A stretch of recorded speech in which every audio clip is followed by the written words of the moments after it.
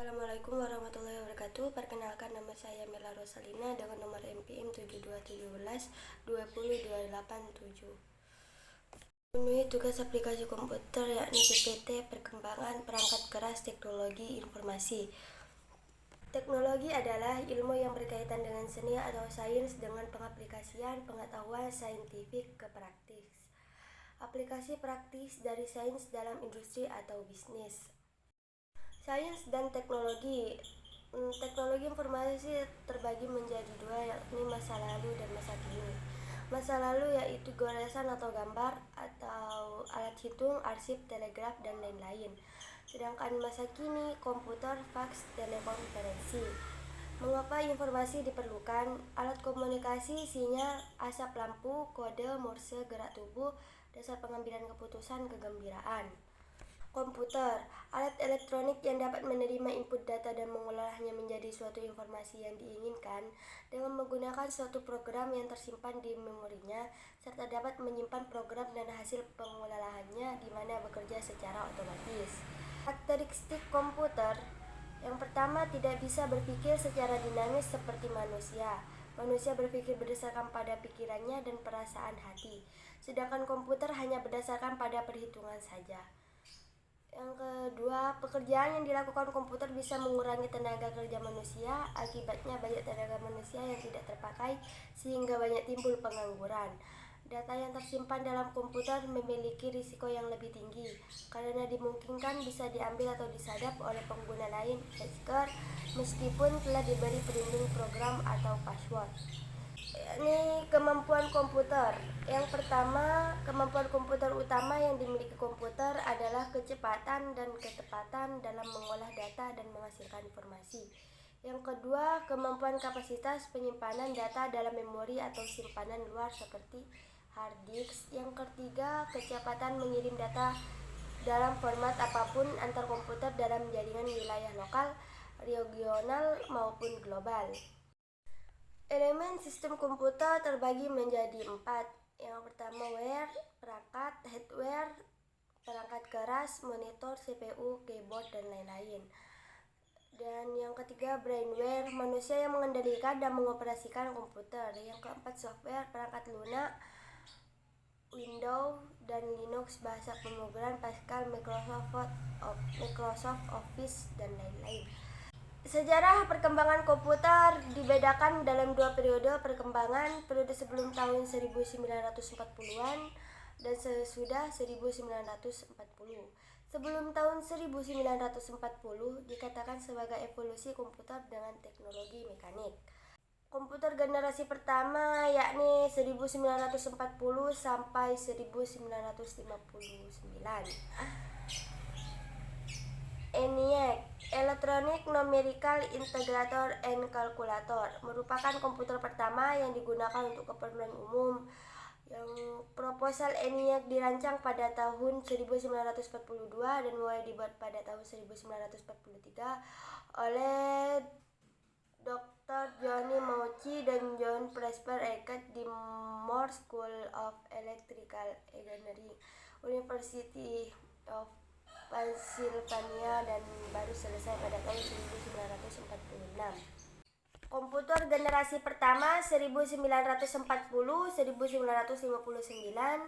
Komputer komersial pertama Univac pada tahun 1950 yang dikeluarkan oleh perusahaan IBM dan Sperry, yang digunakan pertama kali untuk keperluan kalkulasi sensus AS tahun 1951 dan dioperasikan sampai tahun 1963. IBM memproduksi IBM 605 dan IBM 701 tahun 1953 yang berorientasi pada aplikasi bisnis dan merupakan komputer yang paling populer sampai dengan tahun 1959. IBM 705 dikeluarkan untuk menggantikan IBM 701. Komputer generasi pertama yakni menggunakan tabung hampa udara. Program hanya dapat dibuat dengan bahasa mesin, berukuran fisik yang sangat besar, menggunakan konsep storage. Program dengan memori utamanya adalah magnetic core storage, menggunakan simpanan luar magnetic tape dan magnetic disk. cepat panas sehingga memerlukan pendingin, prosesnya kurang cepat, membutuhkan daya listrik yang besar, orientasi utama untuk aplikasi bisnis. Ciri-ciri komputer generasi pertama yakni berukuran sangat besar, untuk menempatannya membutuhkan ruang 500 m dengan menggunakan 18.000 tabung hampa udara, 75.000 relay dan saklar, 10.000 kapasitor dan 70.000 resistor. Ketika dioperasikan membutuhkan daya listrik sebesar 140 kW dengan berat lebih dari 30 ton dan menempati ruangan sekitar 167.2. Komputer generasi kedua dari 1959 sampai 1964. Komputer generasi kedua ditandai dengan ciri-ciri sebagai berikut: menggunakan teknologi sirkuit berupa transistor dan diode untuk menghentikan tabung vakum, sudah menggunakan bahasa pemrograman tingkat tinggi seperti Fortran dan COBOL. Kapasitas memori utama dikembangkan dari magnetic core storage menggunakan simpanan luar berupa magnetic tape dan magnetic disk. Kemampuan melakukan proses real time dan real sharing. Ukuran fisiknya sudah lebih kecil dari generasi pertama. Proses operasional sudah lebih cepat, yaitu bisa melakukan jutaan operasi per detik. Kebutuhan akan daya listrik lebih kecil. Orientasi program tidak lagi tertuju pada aplikasi bisnis, tetapi juga sudah ke aplikasi teknis seperti gambar ini. Komputer generasi ketiga dari 1965-1970 yakni transistor, menghasilkan panas yang cukup besar, berpotensi merusak bagian-bagian internal komputer. Jackie Kibble, seorang insinyur di Texas Instruments, mengembangkan sirkuit terintegrasi di tahun 1958.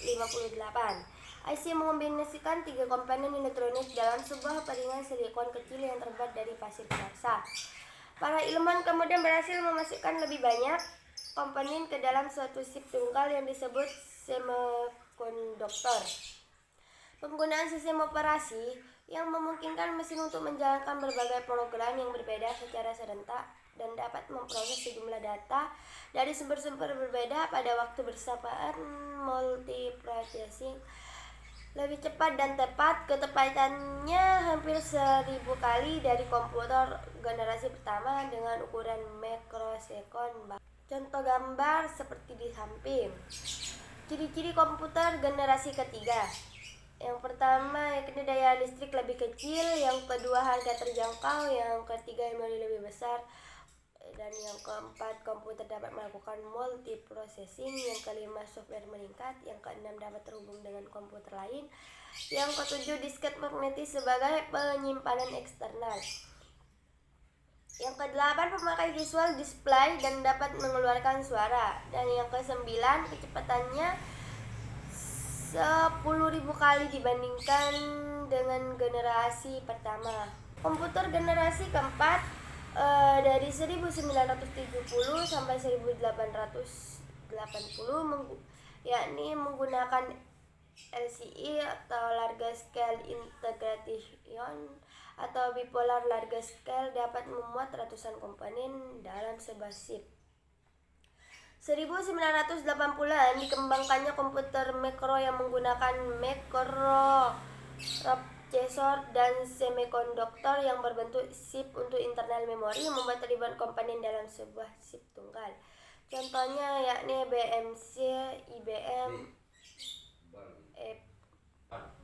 Komputer generasi keempat 1970 sampai 1880 yakni Ultra Large Scale Integration atau bisa ULC, meningkatkan jumlah tersebut menjadi jutaan. Kemampuan untuk memasang sedemikian banyak komponen dalam suatu keping yang berukuran setengah keping uang logam mendorong turunnya harga dan ukuran komputer.